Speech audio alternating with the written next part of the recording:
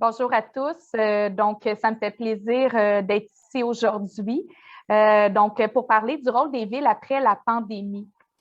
Tout d'abord, un peu pour vous situer, Granby, c'est quand même une ville moyenne, là, possiblement, il y a peut-être une majorité d'entre vous qui viennent de grandes villes. Donc, c'est une municipalité de 70 000 habitants dans les cantons de l'Est, donc environ 1 heure de Montréal. On a quand même des enjeux qui peuvent sensiblement ressembler aussi à des grandes villes. Je viendrai vous les mentionner tout à l'heure. Donc, on sait au niveau des villes, on a souvent dans l'idée que les villes, ça s'occupe, avant, ça s'occupait des déchets, des routes, du déneigement. Donc, c'était ça qu'on avait, c'est ça qu'on pensait que les municipalités faisaient. Bien entendu, depuis les dernières années et encore plus avec la pandémie, le rôle des villes a vraiment été accru. Donc, on est vraiment des nouveaux modèles de développement. On est le gouvernement de proximité avec les citoyens.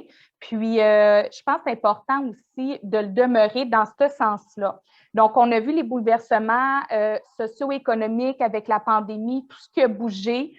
Vraiment, ce qui est intéressant avec les villes, c'est notre facilité de répondre rapidement à des fois des problématiques, certains enjeux, étant donné qu'on est un petit peu plus flexible. Donc, je dirais que les villes sont un petit peu plus résilientes aussi et peuvent s'adapter plus rapidement à certains changements, autant sociaux et économiques. Comme je mentionne au niveau autant de l'économie locale, au niveau de la mobilité, au niveau de l'autonomie alimentaire, c'est quand même tous des enjeux qu'on a à travailler. Et on a aussi plusieurs enjeux qui sont venus dans la cour des villes, si je peux me permettre. Lorsqu'on parle de santé, on s'entend, la santé, c'est vraiment pas un enjeu qui relève des municipalités. Par contre, on a à gérer à l'occasion des problématiques de santé. On s'occupe aussi de tout ce qui a trait des loisirs. Donc, rapidement, c'est ça. Ce que je souhaitais vous faire dans la présentation, c'est vous mentionner un peu les problématiques qui sont arrivées ou qui étaient déjà là, un peu latentes au niveau des villes et qu'avec la pandémie, ça s'est un petit peu extensionné. Et ensuite, je pourrais vous nommer quelques pistes de solutions, soit que j'ai vues ailleurs dans d'autres villes ou que nous, on a réussi à mettre en place. Bien sûr, avec mon œil d'élu et de mairesse d'une ville de moyenne envergure. Là.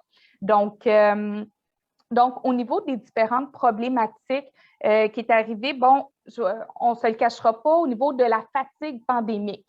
On entend parler encore plus suite à cette 5e vague. Donc, la santé mentale de tous a vraiment été affectée suite à la pandémie.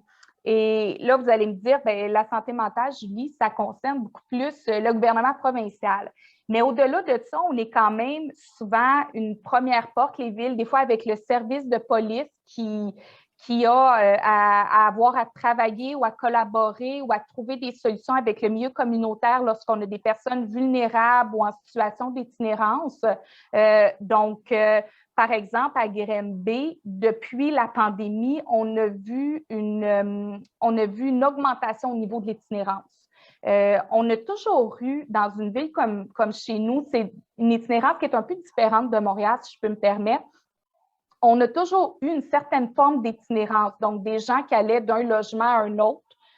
Souvent, on avait des femmes qui étaient en situation d'itinérance, qui allaient d'un logement à un autre, des fois en échange de d'autres choses. Mais là, on a vu vraiment cet été, sous notre marché public, on avait un campement d'une 20aine de personnes au centre-ville de Granby.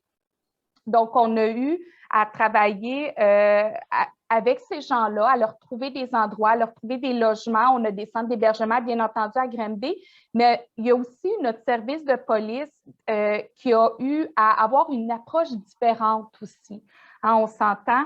On a maintenant une travailleuse sociale qui travaille avec le service de police, mais d'avoir une approche beaucoup plus communautaire avec les personnes en situation d'itinérance pour s'assurer, tu sais, l'objectif, pas juste de les chasser de là, mais de trouver des solutions qui peuvent être là à long terme. Donc, le problème d'itinérance est aussi dû au manque de financement des organismes communautaires. On sait que c'est financé des fois par le PSOC ou au niveau de d'autres paliers gouvernementaux, des fois du fédéral et tout. et avec ce manque de financement-là, ne peuvent pas offrir les services ou ne peuvent pas offrir les salaires décents à leurs employés, ce qui fait que leurs employés vont transférer ailleurs et là, on a une problématique.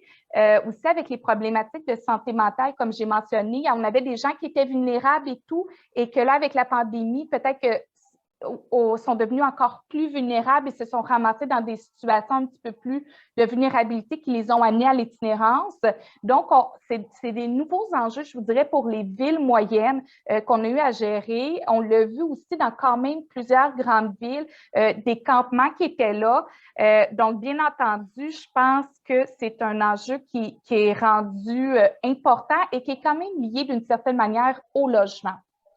Donc, les logements, il y a une certaine partie que ça appartient aux municipalités, une autre partie, bien entendu, que ça appartient à d'autres paliers, mais on l'a vu même récemment dans les nouvelles que des promoteurs qui construisaient des nouvelles maisons et qui utilisaient la clause F pour justifier les augmentations de loyers qui étaient abusives.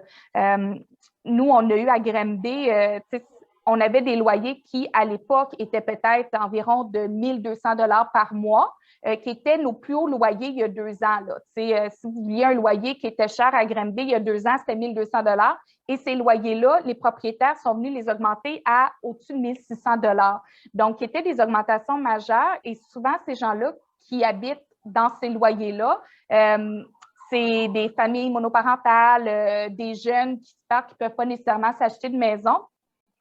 Mais c'est des gens qui ont quand même des emplois bien rémunérés, sont infirmières et tout. Et là, ils se ramassent dans une situation vulnérable. Donc, nous, comme ville, ce qu'on peut faire, c'est sûr, au niveau de la clause F, on peut faire des sorties politiques pour demander au gouvernement que ça change. Mais au-delà de ça, on travaille sur des politiques d'habitation pour mettre en place plus de logements abordables puis s'assurer que nos logements sociaux aussi puissent suivre. C'est sûr, nous, on a une situation qui est assez particulière. On a au-dessus de 300 familles déjà qui sont en attente au niveau des logements sociaux. Puis ça, c'est un enjeu qu'on vit depuis des années lorsqu'on a des projets de mise en place de logements sociaux. Ça prend près de 7 ans avant qu'ils se réalisent à cause des dalles administratifs au niveau du gouvernement provincial et tout. Donc, tu sais, c'est des enjeux il va falloir, ça prend une certaine flexibilité parce que les villes, nous, on est prêts à avancer, à avoir plus de logements sociaux, plus de logements abordables, de travailler là-dedans, mais il va falloir aussi que les sommes au niveau des autres paliers du gouvernement puissent suivre. Mais donc ça, c'est entre autres ce qui a trait du logement au niveau économique, un peu comme partout ailleurs. On vit la pénurie de main-d'œuvre. Donc, les villes, on est en train d'essayer d'aller chercher, bien sûr, des gens à l'étranger pour venir combler les pénuries de main-d'œuvre, mais on fait face où qu'on loge ces gens-là, comment qu'on les amène, les contraintes aussi gouvernementales suite à la pandémie pour faire entrer des nouvelles personnes d'ailleurs, parce qu'on ne veut pas se cannibaliser entre régions. Tu sais, ça ne donne rien que j'aille chercher des travailleurs de Trois-Rivières, que je les amène à Granby. À un moment donné, il faut trouver d'autres façons de faire. Donc, il y a aussi l'enjeu quand même de la pénurie de main-d'œuvre qu'on a à traiter, même si ça ne concerne pas directement. Donc, ça, c'est des enjeux qu'on vit présentement, les municipalités, comme j'ai mentionné, autant au niveau du logement, de la santé mentale puis de la vulnérabilité des gens. Puis on va le voir aussi avec l'inflation qui va augmenter. Je ne veux pas être pessimiste, là, mais c'est certain qu'il va falloir venir aider nos gens qui vont être rendus plus vulnérables à cause de l'augmentation du coût de l'épicerie. Nous, à Granby, c'est sûr, on a une situation financière qui est enviable au niveau de notre budget municipal. Donc, on a pu décider au niveau des taxes foncières de baisser le taux de taxation, étant donné qu'on était en rôle triennal d'évaluation, donc nos évaluations de maison augmentaient énormément. On a pu baisser le taux de taxation pour que la maison moyenne, les taxes ne bougent pas, ce qui a fait que dans les quartiers plus défavorisés, cela a eu un impact d'une baisse de taxes parce que leur augmentation de maison a moins augmenté. Mais dans nos quartiers un petit peu plus aisés, ils ont vu quand même une petite augmentation du compte de taxes. Donc, on a toujours un souci de pouvoir garder nos personnes qui sont âgées, que leur revenu n'augmente pas dans leur maison. Donc, on sait que lorsque les personnes âgées restent plus longtemps aussi dans leur maison, bien, en fait, ça va les maintenir en santé peut-être plus longtemps aussi. Donc, ça, c'est des choses qui peuvent être faites. Puis, comme ville, désolée, hein, quand je n'ai pas beaucoup d'interactions, là, je ne veux pas non plus vous endormir, là. Donc, comme ville aussi, c'est certain que tout l'aspect qui est loisirs, activité extérieure, c'est quelque chose qui est très important pour nous de faire bouger nos citoyens puis de redonner à toute la population un peu des activités intéressantes. Donc, je vous donne un exemple au niveau de la ville, au niveau de l'hiver qui vient de passer, du dernier confinement, puis même les confinements précédemment. Ce qu'on souhaitait, c'était faire sortir réellement les gens dehors. On sait comment c'est bon pour la santé si les gens vont dehors, ont des activités physiques ou quoi que ce soit. Donc, on est venu bonifier des activités hivernales, mettre de l'argent supplémentaire pour que les citoyens puissent utiliser l'extérieur, que ce soit avec des activités supplémentaires, bon, des sentiers illuminés, de la musique dans les parcs, de la distribution de chocolat chaud gratuit, des foyers extérieurs, de l'animation, etc. Les activités aussi gratuites. Donc, au niveau de notre centre aquatique, l'Aréna, on est venu mettre aussi les activités gratuites pour s'assurer que les gens continuent à bouger malgré le confinement, la pandémie et tout. Donc, ça, c'est des activités qu'on a faites, déblayer aussi nos pistes cyclables. Si vous êtes venus des fois dans la région, on a des pistes cyclables, l'Estriade, qui est quand même une très belle piste cyclable. Donc, on est venu la déneiger avec la collaboration des autres municipalités comme Shefford pour s'assurer qu'il y ait un parcours qui soit intéressant en fat bike ou à pied ou permettre aux gens de pouvoir plus marcher. Et je pense que ça s'est fait aussi dans plusieurs municipalités qui sont venues embellir avec des sculptures sur glace, avec des activités. Donc, étant donné qu'on est le gouvernement de proximité, on a aussi un enjeu d'être en mesure de répondre aux besoins, des fois pressants, de donner un peu d'espoir, de redonner un petit peu à la population un sentiment d'important de dire c'est important aussi de s'amuser, de se déconfiner, de venir à l'extérieur, de bouger. Au niveau de l'achat local, il y a eu plusieurs programmes. Donc, je pense suite à la pandémie, on est encore dans la pandémie, là, pardon, il y a eu une recrudescence de dire on veut acheter localement. Il y a eu un mouvement de dire on veut encourager nos commerces locaux. Comme municipalité, nos rôles ça a été vraiment de réinvestir dans des programmes un peu comme avec la ruche. Donc, lorsque les gens achetaient des cartes cadeaux, par exemple, je donne un exemple, là, des cartes cadeaux de 30 bien, la municipalité payait 10 là-dessus et le citoyen payait 20 Donc, ce qu'on vient faire, c'est qu'on vient investir directement, nous, dans notre économie locale et on crée une habitude aussi au niveau des citoyens. Donc, ça, c'est des choses qui sont quand même faciles à faire, qui au final prend pas nécessairement des énormes budgets, mais qui a un impact directement dans notre économie locale et crée des belles habitudes aussi pour le futur au lieu de commander par Amazon ou quoi que ce soit, là. Donc, je pense que c'est important de venir travailler au niveau de l'économie locale aussi. Et lorsqu'on parle d'économie locale, une autre chose qu'on a entendu beaucoup parler, c'est l'autonomie alimentaire.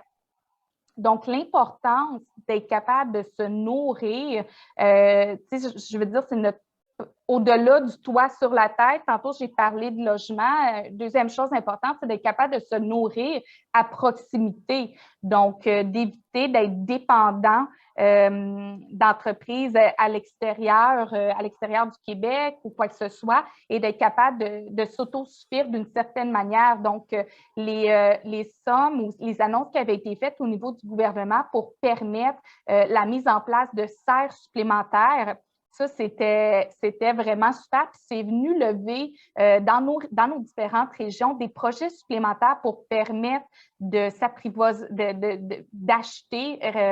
à un certain rayon de proximité de nos villes.